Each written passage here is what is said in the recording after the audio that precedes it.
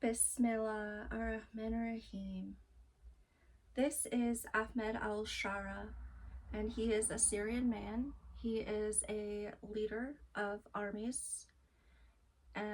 He is a leader of rebellions, and he now goes by the name of al-Jolani, which means that he is from the Golan Heights. And the Golan Heights, it's near Damascus, but that's not where he's from. He is saying that he is from the Golan Heights, and he was born in Damascus, from what we know.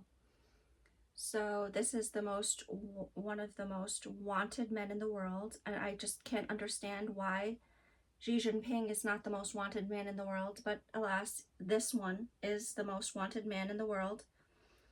And he is the Prince of Golan, and I will explain some information from our history that helps you to see the red flags that this is the Prince of Golan. And so he is with a group that are the leadership for the revolution in Iraq. And what is the revolution of Iraq? Well, that was whoever supported Saddam Hussein, and which was pretty much all of the Iraqi men, because the country of Iraq is about 40 million people. 40 million. And the government of Iraq, it's a big body. It has thousands upon thousands of families supporting it. So these men have and the men of these families of Iraq, they have lived under Saddam Hussein for more than 30 years, and they have their families have gained, prospered, and all lived under this. So for the revolution in Iraq was based on the Iraqis' fear of the foreign powers, of what that could mean, and the feeling of satisfaction with their lives, and attempting to preserve their lives. So the Iraqi men, they were swayed, and so he took some part in the Iraqi Revolution. And then when the Syrian Revolution came, he became a founding father of the Syrian Revolution. And the most significant part of this history is that he came back to help establish an army. And this army was given a lot of money and logistics, and it allowed him to basically become like a leaderhead of the Syrian Revolution. It allowed him to contend with the natural revolution, which was the defectors, the men who defected from the army, and they named themselves the Free Army. So to contend with that, so the idea is that he brought a group from based on support from the Iraqi Revolution, and he brought it to Syria. And soon after, one of his associates followed, and the associate is named al-Baghdadi. And Baghdadi, what you should know is that there are 3 crown cities of the Middle East, and they are Istanbul, Cairo, and Tehran. And there's only one more city that rivals it. And this city, it's 2 times bigger than any other city, 2 times bigger than the capital of Saudi Arabia, 2 times bigger than any city in the Middle East, and that is Baghdad. And so Baghdad is an essential part of the economic infrastructure of the Middle East. And so Baghdadi said that he was part of the project of Jolani, which Jolani denied, and al-Baghdadi came in with different purposes. Al-Jolani came into Syria, and it seems that his group went right for the Taftanas air base near Idlib. So to come from, and I have to show you the maps for you to understand the connections. So this is Baghdad, and this is where Baghdadi was. And they, the Jolani group came from this area here through down into Syria, but it appears that they did not go to Golan Heights nor back to Damascus, and they instead went far north. And so they were immediately in a position where they would remain to the end of the Syrian revolution, when we have our reconstruction of Syria. And he is there now. And so the Baghdadi group came up up this river Euphrates in order to capture these oil fields, and that is his project. And he stopped here at Raqqa. And whereas the Jolani project was to push much, much further and to come all the way up, and as we know that Jolani's project is rather Golan Heights, that's over here. So ultimately, Jolani is he is living his namesake. It's the Prince of Golan Heights, and I have always expected him to return, but there's something more important about this that puts a connection with the World War III, and this is by understanding the history of World War I and II. So World War I and II are gas wars. They are made, World War I was made for Europe to come down and to hit Istanbul, Palestine, and Basra, and to get control of Baghdad. Why? Because there are shallow waters here, unlike the other seas, which make the gas more accessible at that time. And now we can get gas from deep under the ocean. And only in 2000 have they begun to construct these offshore drilling projects. And that will change the economic infrastructure, because they will be able to get the gas from new places in great quantities, and even change their pipelines. So World War I was to capture these areas, and World War II was a continuation. It was to get greater control over the European economy. And as we understand from World War II, and the end of it, there was like a Berlin Wall, and they were like dividing it between the Soviets and the free world. And this is a very, very important concept, and that is that there is an economic battle here. Okay, that there is economic powers in this region of the world, in Asia, that mankind has never known, that a king has never known this power, and that no king alone would ever be able to wield this power. So these powers are wielded by groups and families, and they have control of these economies, and they treat their people very badly. And to live in China or India and to live under that economy is something that no one on this world can thrive under. It's not a place to thrive. It's not free either. So this is something that in the West we said it was the Red Scare. The Red Scare, it means that the communists and their ideology, which is to grab up all of the resources, to control the resources, and what next? To genocide every time. Communists are genociders. Every communist there ever was a genocider, and you should understand what that means. When you hear the word dictator, you need to know it means genocides. It means cities die in any way that they can, even with poison. So even by disrupting the food supply in every way. So they were struggling over Europe. And ultimately, things settled down.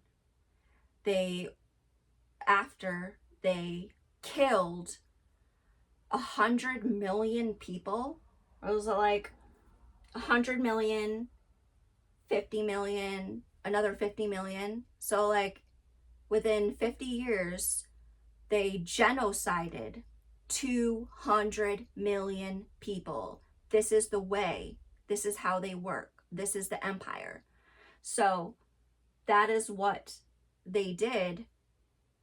And they had to kill all of those people in order to get where they are now and get the power that they have now. And I promise you that they will need to genocide 200 million more of us if they ever want control of us, if they ever think that they're going to get control over the economy of the people of this world. And they will try.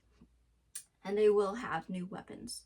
And every war is won by technology or supplies. So the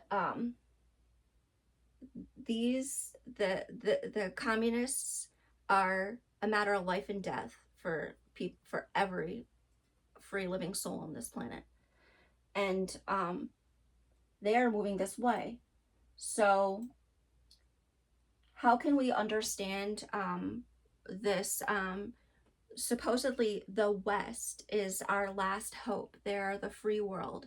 So how can we understand who is this corrupt hypocrite, the West, and how we understand how they are going to be the last hope and for our freedom, for the freedom of the world and for life, and to stop genocide. So the idea is that in World War II, in order to bring a closure to the World War II, what was done was that the communists were stopped at Russia. They were stopped at Moscow, and they were dissolved, and they were secretly poisoned. Well, they secretly poisoned Eisenhower, and then he pretended he had a heart attack, and they secretly poisoned Stalin back to kill him, to try to end the war, World War II. And then Stalin pretended that he had a heart attack, but that's not the truth. So they were assassinated. And so we stopped the communists here, and we cut off the arm of the communist economy, which is that river, Dnieper, that goes down Ukraine into the Black Sea. So in my other videos, I explained to you how Moscow is Russia, and Moscow is, and Russia is the land of the 5 rivers. The capital city is the city of 5 rivers. What that means is that there's this big space of land, and there is 5 river heads. 1, 2, 3, 4, 5 rivers, and their heads are there. And 3 of these mighty rivers run all the way north to the seas, to the Caspian and to the Black. 3 of them do, and 2 of them are absolutely essential. The Volga leads to the Caspian Sea, and that's where most of the life of Russia is. And then the other one is the Dnieper, and this one was cut. This one, was taken under rival powers, Ukraine.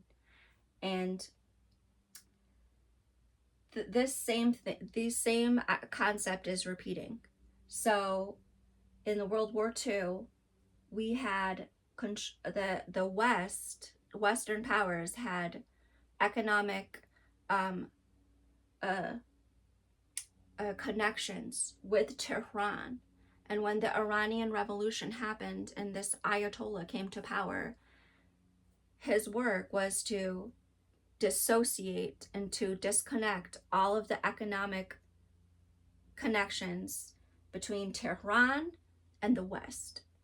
And for some of these Western deep-seated corrupt powers like Angela Merkel, who kissed Hitler's hand, um, are still have obviously deep connections, business connections with the Russians still, but there is a great economic and social force coming to bear against them to halt that. And Biden is not our friend, but probably just out to save himself. He's basically just in a power struggle that involves saving his own self more so than any concern with the life of this planet. And so that's why the West was so interested in holding on to Ukraine, because it keeps Russia's hand behind his back and stops them. And China's growing connections economically with the world are so predatory, and China is making it look like they are just rising, but they are rising on the backs of millions of slaves, like some kind of pharaoh building a pyramid. And they cannot sustain this way.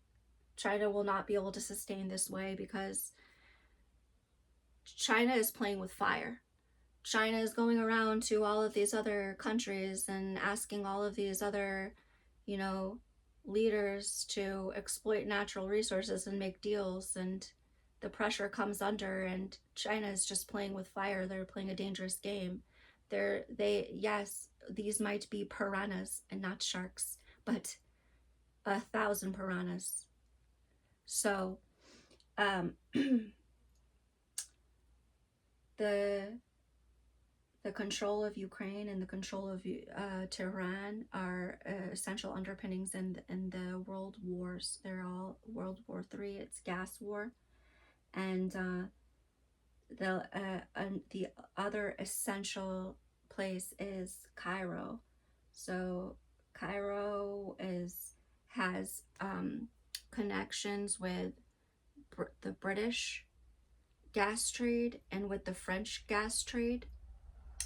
And Mohamed Morsi, when he came to power, was a rival to that, and this very much disrupted and angered the West. They just could not allow a Morsi to come in Egypt. Egypt is more essential than Tehran, really, and they just couldn't see it.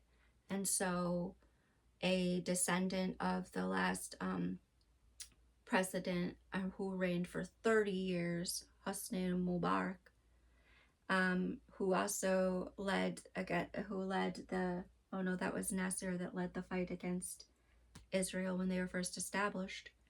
And so Hosni Mubarak was succeeded by Morsi. This was a dangerous game. And then he was quickly replaced by Sisi, the General Sisi, who is the president now of Egypt, has deep connections. It's basically the bloodline from Hosni Mubarak. It's basically off the same tree. And he has control now.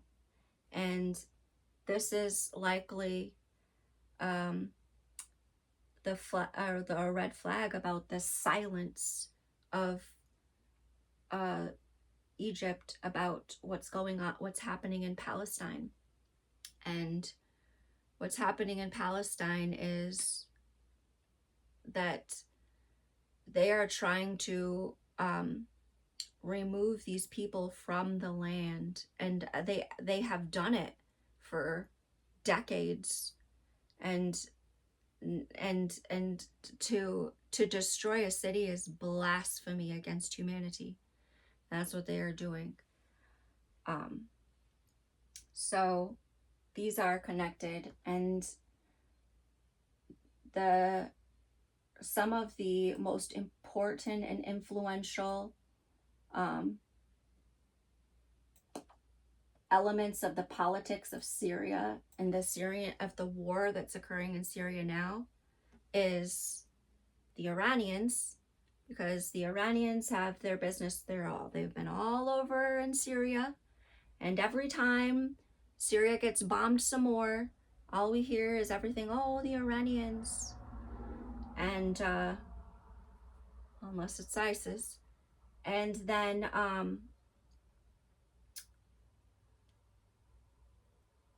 the Iranians coming in, and the Iranian nuclear deal. So the threat of Iran. Oh, the Iran's so threatening. Why? Oh, they said that they were gonna blow us up. Yeah, so did North Korea. Oh, well, Iran's a much bigger problem, because Iran is surging into this area because it's his right hand. So Iran has a nuclear project, and this Iranian nuclear project, it's nothing like any nuclear project that anyone has seen before. The Iranian nuclear project is that they are extracting nuclear material out of one of the top world producers of the materials where you can extract this quality nuclear material out of uranium. And it's so near them that it's so near them that it's an essential logistical supply for them. This is the Iranian nuclear project. It's in Syria. That is where they get their uranium. It's right near them, and it's exactly where, if they were ever going to use nuclear material, this is where they would use it. And this is also where they're being confronted about having the nuclear material. So it is an important understanding about Tehran and his nuclear program, and this whole charade about, oh, Tehran can't have nuclear material and all of this. It's not about that. It's not about whether they have nuclear material. Yes, they do. They have a lot of it. And the problem is what they are going to do with it. They're going to do with it is that they are not going to support the free world. And we cannot, and we can never allow the empire to dominate this planet. So that is the Iranian project. The Iranian project is to spread the communist China and communist Russian agenda, which is genocide. It's a genocide agenda. And that will allow them to secure control over the economy, and to leverage all of this power over the populations. And ultimately, they feel that they can control populations and they can control this world via technology. So the Iranian nuclear project, it's heavily out of Palmyra, and there's a little bit here in Aleppo too, and that is significant because Aleppo is exactly near Idlib, and they share some of the same phosphate mines where they're extracting uranium from. They share, this is Aleppo and this is Idlib, and they have, all of their mines are basically in bed with each other, in the same bedrock with each other. And this is your Prince Golan the Prince of Golan, who is now finally, after all of this time, from after decades and after traveling, after leaving his home, departing and returning and establishing his salvage government, where they salvage phosphate and uranium for international powers, because because they don't actually have the international recognition to have the economic rights, or to get the rights or international recognition for the to be able to be allowed to do such things as international trade. So this is a salvage operation. Operation is to salvage billions and billions of dollars and to salvage the empire's evil plans of world domination, which just is so preposterous and just could never win. I mean, just imagine if Xi Jinping tries to pull a Mao on China. The Chinese people have already suffered the corona, and if they ever saw something like that, I don't think that they would stay silent anymore. And certainly we wouldn't. We should come to their rescue. So, in nuclear project,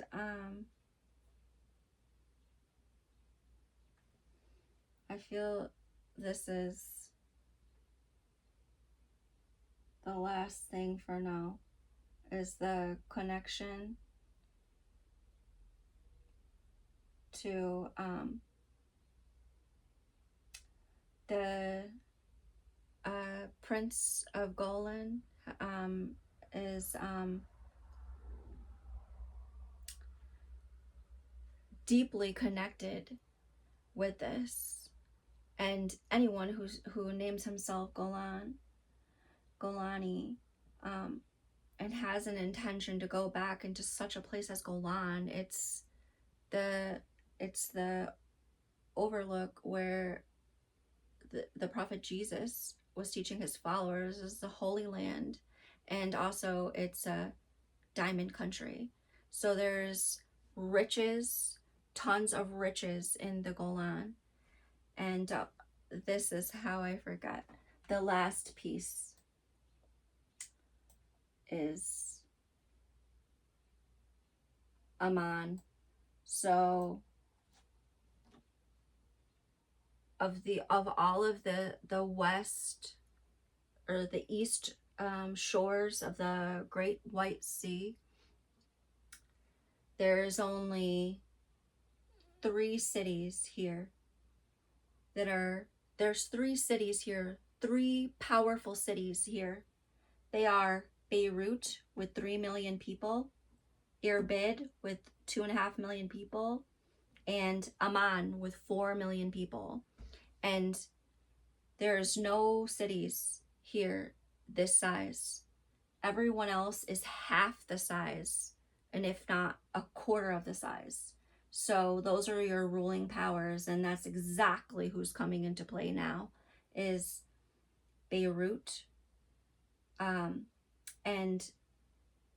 the silence of, and the silent behemoth named Jordan, which is Amman and Irbid, which is a combined 5 million people in a river valley. 5 million people and 3 million people. And this is the economic might of these shores. And in my original teachings, I said that there's a pearl of each of the 5 seas, and the pearl of the White Sea is Damascus and Jerusalem, because it had always been. These are named in the great books, and they are the most recognized, and they have been seats of power, Damascus and Jerusalem. Who has the Freemasons and the evil empire of dictators spit from their mouth more, rolled off their tongue more than the names Jerusalem and Damascus. But nobody says Irbid and Amman. No one ever says Iman, and no one ever says, and people don't often say Beirut, but these are some of the most powerful places. These will be the silent economic powerhouses, and we are going to start to see now that World War III began back in 2001. World War III began when China set the World Trade Towers full of explosives because it was an inside job, and they made a whole fake psyop um, to pretend that airplanes could bring down these 110-story buildings with steel reinforced concrete. But the truth is that the World Trade Towers were brought down because this was the agreement. The agreement is that China will enter into the World Trade Organization. And there you have it. And they came down. So China comes in and we go down. And they went down. And why would they want to kill everybody in the World Trade Towers? Well, because it was the World Trade Center. And those people in there, they're dead now. And who's living? Well, China. China's rising like a great dragon. And they now dominate the world economy due to that inside job, which was where America was sold. We made trade deals in order to bind and mesh with China. So the city of Beirut is going to start to become a very important, very recognized as important in World War III, and Iman eventually will. They will. You will hear it. And nobody cares or knows about what Golan means or anything, but you will hear it. It's near Amman, and it's very, very important. And of course, as we already discussed, the other most important people, and these are the beginning and the end of World War III: Cairo, Istanbul, and Tehran, and Baghdad, along with Moscow and Beijing. Those are the beginning and the end of World War III. So, may God help us. Allahu Akbar.